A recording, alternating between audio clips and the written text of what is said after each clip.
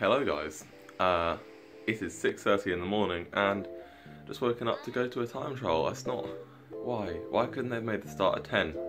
Anyway, I'm awake now, it's 6:30 and yeah, we're gonna head off soon to the time trial. It is a 24-mile circuit, which is a sporting circuit, so there's a few up and downsies, you know, and yeah, it should be a little bit harder to pace than a normal time trial, just obviously because of that. So you want to go slightly harder on the hills, slightly easier on the downhills, but still average just a little bit less than you normally would, just because obviously it would normalise to something a bit higher otherwise.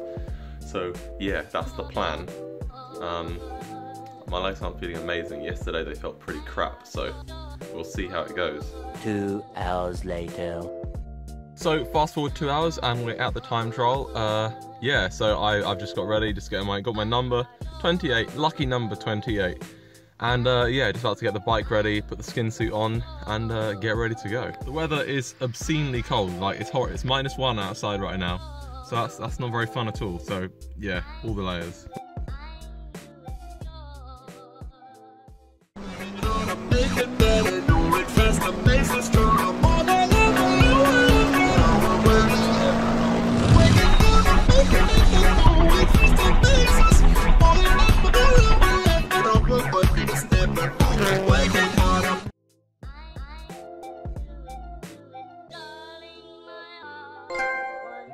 So it's the next day now, and somehow I just forgot to record anything, literally anything yesterday. I don't know how, but it just escaped me, to be honest. Anyway, I got third, pretty happy with the result considering it was really cold, like really cold, and my legs don't perform at their maximal output when it's that cold, so I was about 15 watts off my target power.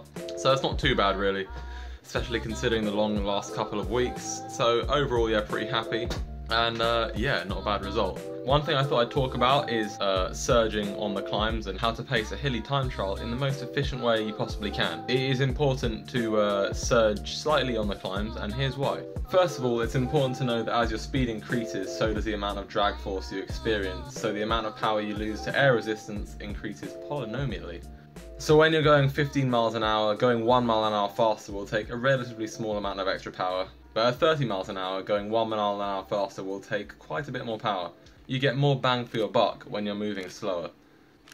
And considering you're climbing for a lot longer than you are descending, it's worth pushing a bit harder on the climbs. But obviously you can't just add more power, so you have to sacrifice it somewhere else. On the descents, funnily enough, you can afford to drop your power just a little bit on the descents to compensate, because less speed will be lost there. It's worth mentioning though that although it is faster to surge a bit more on the climbs, you won't be able to average the same amount of power because of the biology and the nature of us humans and our legs.